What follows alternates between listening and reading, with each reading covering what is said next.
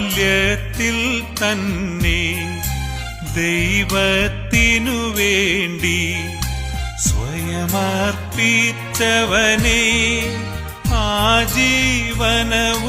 ആജീവനവുമനന്തരവും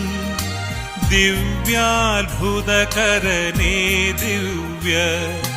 പരനുടെ പരിമളഭാജനമേ പരുമലമരുവും തിരുമേനി ഓർക്കണമേ